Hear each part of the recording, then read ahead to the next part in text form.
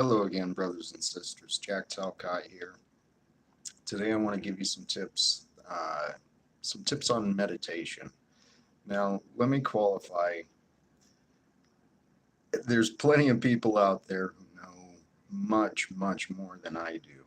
Everything that I share with you is just stuff I've learned, stuff that works for me.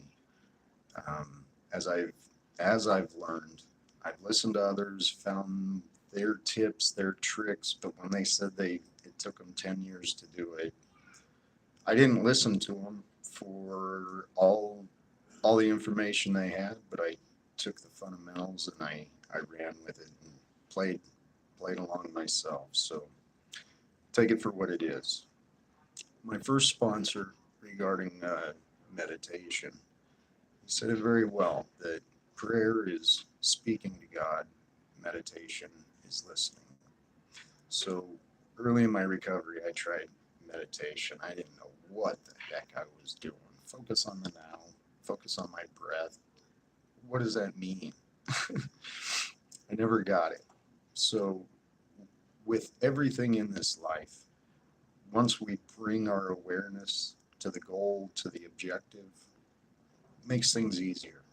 So, the key to life is expanding awareness. And you don't expand your awareness when you're lost in the past or you're lost in the future. Your awareness is expanded by paying attention to the now. So, that's why meditation is a great tool. So, some of the things I found very helpful is for me, it's not just the breath, it's breath and and then something else. And so when you focus on your breath, focus on the feeling as it goes through your nose, into your chest, down to the bottom of your belly. Um, See if you can feel your breath come in through your heart, through your feet, through your whole body. And then well, there's the body scan, which is typically used with meditations. So you focus on your breath and go through each body part to focus on relaxing it. And then, if you step back, you'll notice there's no thoughts. So for me, I can only occupy my mind with two things at a time. That's one of the things I've noticed. So the other day, I mentioned that take a look at your thoughts.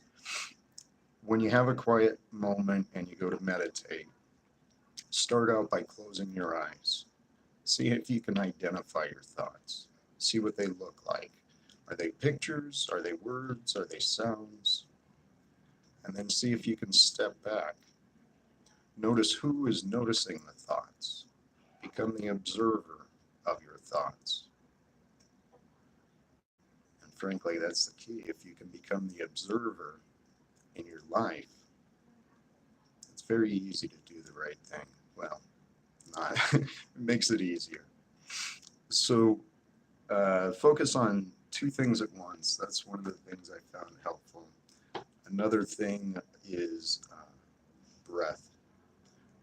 Breath is one thing that is with us, the us that is, from the moment we start to the moment we end. So, breath is life. If you can focus, if you can control your breath, it helps you control your emotions. You control your emotions, you control your actions, you control your actions, you control your life. So everything works together. Meditation is a great tip. Um,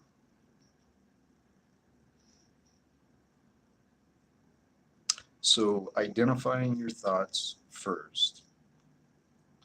And the goal, the objective of meditation is to capture that silence that's between the thoughts. See, and once you bring your awareness to that silence, then you can focus on trying to expand that.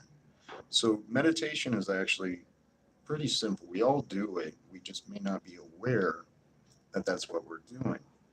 When we get into massage, and I highly recommend self massage, we carry a ton of tension in our joints. And so just give your body some love. But when you focus your mind on that massage, that's the essence of yoga, silencing the mind through the body. So I use massage as my yoga, as a meditative aid. Um, Also, the idea of stopping to smell the roses. What you're doing there, what we're sharing, we all know to do that. What that is meditation. Meditation is simply being lost in the moment. And so the purpose of life, to really enjoy life, is to expand that. If you can get lost in the moment, see if you can get lost in the hour, the afternoon, the day, the week, the month, the rest of your life. And the way to get lost in the moment is by gratitude, by showing appreciation. And again, if you're focused on the past, if you're focused on the future, are you able to be grateful for what's in front of you at this moment? I mean, we stay on our cell phones when we've got loved ones right in front of us. We live in such a world of distraction. So that's why meditation can be a wonderful aid, especially in this world of distraction. Some of the other thoughts I use, just to help quiet my mind and remind myself that now, this moment, this gift that is the present, is what truly matters.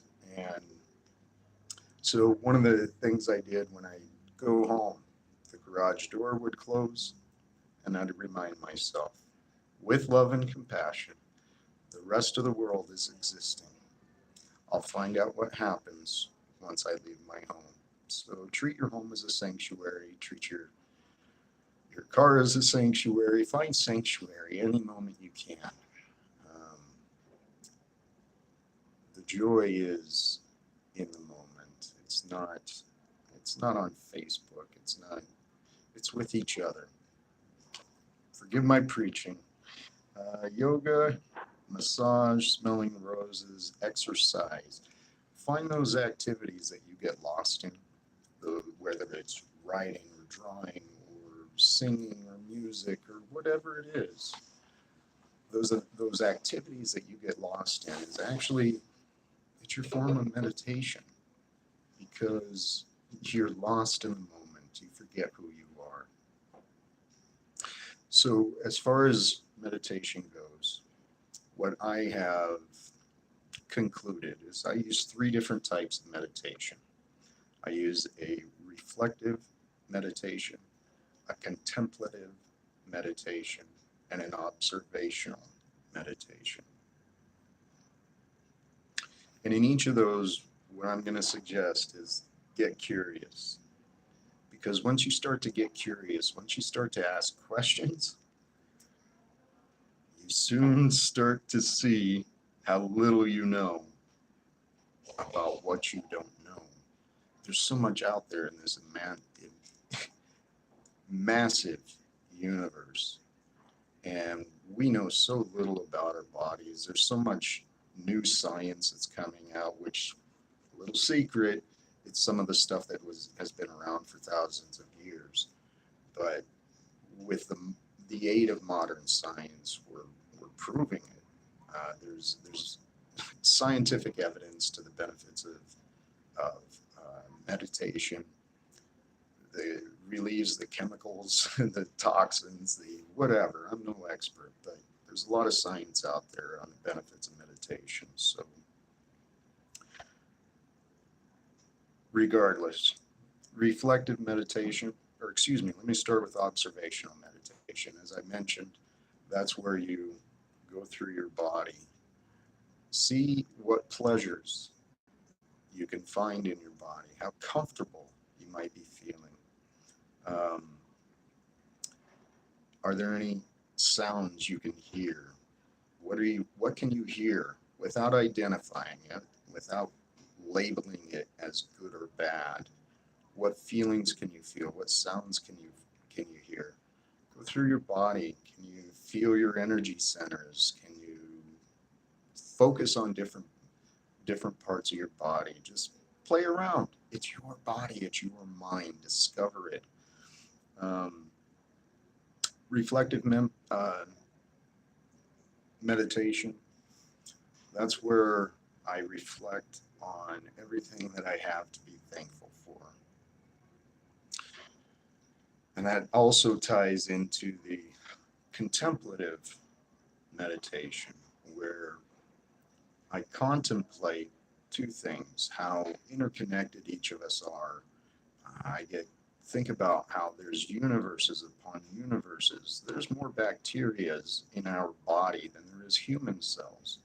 There's a universe in every single front lawn between the insects and the worms and the growth. And we live in a very complex and divinely created existence. So once we start reflecting on everything we have to be grateful for, we also recognize the contributions and the fact that we can't do this alone, not even in the slightest, and none of us are ever alone. So reflective, contemplative, and observational. And then here's a secret, guys. You can create your own heaven on earth. The heaven on earth comes from your mind, what you focus on. I've actually been in a meditative state since December 30th was the date. And so what I had worked on earlier in the year was practicing my meditation in a conscious state, and throughout my activities, and practice walking meditation, grounding to the earth, a lot of nature, and then a lot of deep thought. When I say I'm walking around in a meditative state, what I mean is I don't remember what it's like to have thoughts that were troubling, that weren't just analytical. When I look at my current life conditions, they're quite scary. I'm not going to lie. But by focusing on my moments, by finding absolute joy, every moment becomes a beautiful day. Every beautiful day becomes a beautiful week. And I plan on loving every single day for the rest of my life, whatever this world throws at me. So I see the timer's ticking, but I'm going to go ahead and elaborate a little more. My views on faith. So I've become a very, very devout man of faith. And for the purposes of this meditations video, it's, when I say God, I mean the duality of everything, the oneness of this existence, the same God that's described in pretty much every religion, and masculine, feminine, nature, yin and yang, dark and light, everything. That's what I talk about. See, the key is God is everywhere. God is absolutely everywhere in everything. And when we forget who we are in that heaven of silence and meditation, that's where God exists. God is with us always.